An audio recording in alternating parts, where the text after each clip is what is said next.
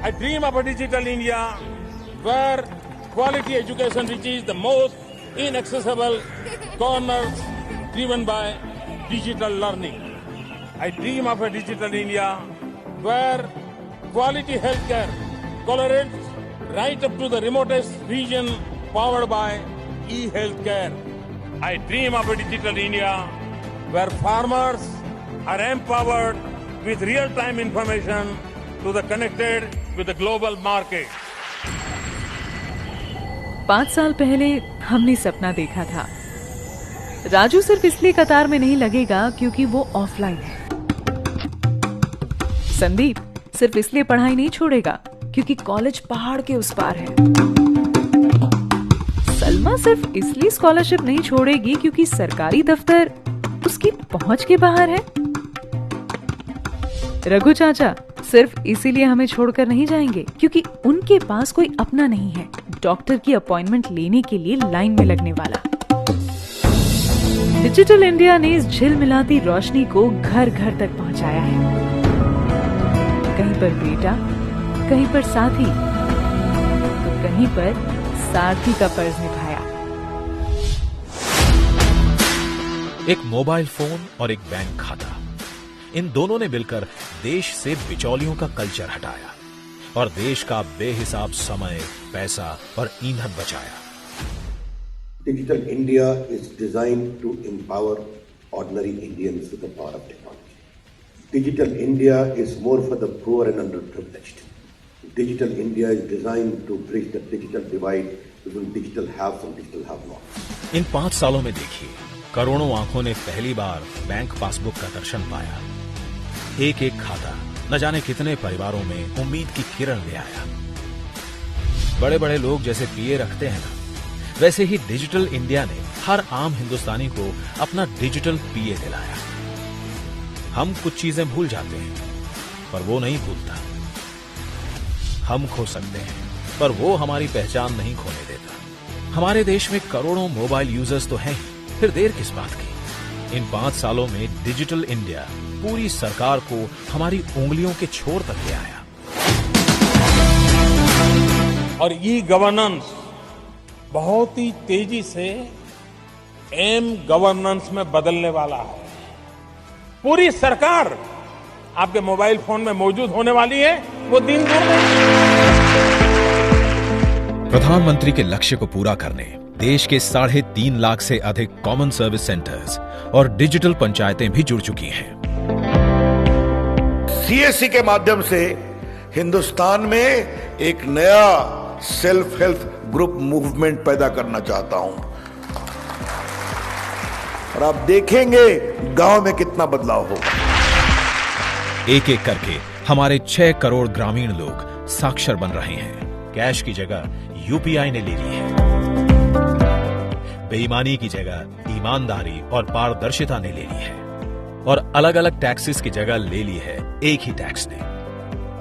कमाल है ना? न कोई सिफारिश, न कोई पहचान, फिर भी आज छोटे से छोटा व्यापारी भी ऑनलाइन आता है और सरकार के साथ बड़ी बड़ी डील करके जाता है। कमाल है ना? न कोई पापड़ बेलना, न किसी के आगे हाथ फैलाना, फिर भी किसान बस मोबाइल पर उंगलियां घुमाता है और फसल के बढ़िया दाम ले आता है। खुद जमीन का डॉक्टर नहीं है, फिर भी जमीन की सेहत जान पाता है। सेहत तो इनकी भी संवर रही है। जेब में 1 पैसा भी ना हो तो भी बड़ी से बड़ी बीमारी इनका कुछ नहीं बिगाड़ सकती। भारत का गरीब आयुष्मान हो रहा है। इस 5 वर्ष की यात्रा में सरकार और लोग एक दूसरे के इतने पास आ पाए हैं कि जिनकी आवाज कभी सुनाई भी नहीं देती थी, वो आज सरकार को अपने सुझाव दे पा रहे हैं और सरकार इनकी सुन भी रही है। डिजिटल इंडिया से रोजगार भी बढ़ रहे हैं। मुंह मीठा करिए, आज देश के करोड़ों युवा नौकरी मांगने वाले नहीं, देने वाले बने हैं। पर आज रात 12 बजे से पूरे देश में, ध्यान से सुनिए, संपूर्ण देश में संपूर्ण लॉकडाउन होने जा रहा है। जब हमने इंडिया को डिजिटल बनाने की मुहिम छेड़ी, तब कहां पता था कि एक दिन कोरोना की महामारी हमारे सामने कई बड़ी चुनौतियां लेकर आएगी। पर अच्छा है, हमारा इंडिया डिजिटल हो चुका था, तो आज कोरोना के बीच भी हम इन कठिन राहों पर चल पा रहे हैं। देखिए, आरोग्य सेतु ऐप हमारा बॉडीगार्ड और उमंग ऐप हमारा दोस्त बनकर हमारे काम निपटा रहा है। सरकारी कर्मचारी दफ्तर नहीं जा पा रहे थे, तब घर से ही ई ऑफिस चला रहे हैं। इतने कठिन हालातों में भी न लाभार्थियों का लाभ रुका है, न बच्चों की पढ़ाई लिखाई। स्वयं प्रभा, स्वयं और डीटीएच टीवी के अनगिनत शिक्षा चैनल्स पर आपके लिए ढेर सारे कोर्सेज उपलब्ध हैं। कोरोना में घर से बाहर ना निकलना पड़े, इसलिए आपके फोन पर ही डॉक्टरों का परामर्श भी संभव है। संहार कोविड-19 पोर्टल भी कोविड-19 के खिलाफ लड़ाई में रिसर्चर्स, स्टार्टअप्स और इंडस्ट्रीज को R&D के लिए काफी सहयोग भी मुहैया करवा रहा है। प्रधानमंत्री जी के शब्दों में कहें तो आज भारत सही मायनों में आत्मनिर्भर बन रहा है।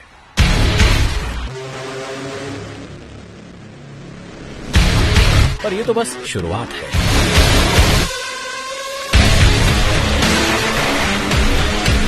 आने वाले समय में भारत उभरती टेक्नोलॉजी जैसे कि artificial intelligence, blockchain analytics, VR, drone जैसे वैश्विक क्षेत्रों को बढ़ावा देगा।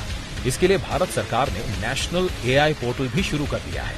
मोबाइल फोन एवं कंपोनेंट के निर्माण के लिए 50,000 करोड़ के प्रोडक्शन लिंक्ड इंसेंटिव यानी PLI की योजना लाई गई है। साथ ही 2014 में देश में सिर्फ 2 मोबाइल प्रोडक्शन यूनिट थे, जो आज बढ़कर 260 से ज्यादा हो गए हैं। इसके अलावा इलेक्ट्रॉनिक मैन्युफैक्चरिंग को बढ़ावा देने से आने वाले दिनों में देश में रोजगार का सृजन होगा और हमारा भारत इलेक्ट्रॉनिक उत्पादों को निर्यात भी करेगा। डिजिटल इंडिया देश को 1 ट्रिलियन डिजिटल इकोनॉमी और $5 ट्रिलियन इकोनॉमी बनाने का सपना जरूर पूरा करेगा और देश दुनिया का दूसरा इलेक्ट्रॉनिक मैन्युफैक्चरिंग हब बनने की ओर अपने कदम भी बढ़ाएगा। Artificial intelligence must be used on a priority basis in the field of healthcare, in the field of education, in the field of agriculture. And as an IT minister, we are coordinating that along with NITI Aayog and other bodies so that India becomes a big center of use of new technology, from artificial intelligence to cloud computing, to IoT, to robotics and many other areas of new technology.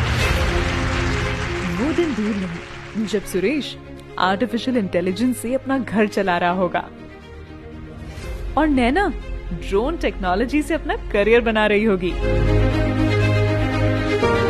Rahul देश का बड़ा electronic exporter होगा और रीमा होगी blockchain analytics में माहिर देश की प्राउड बेटी। आज प्रधानमंत्री जी का सपना सच हो रहा है। अब भारत अपने अधिकारों से रूबरू हो रहा है।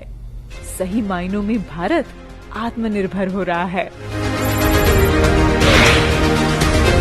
डिजिटल इंडिया, जहां सपने सच हो रहे हैं।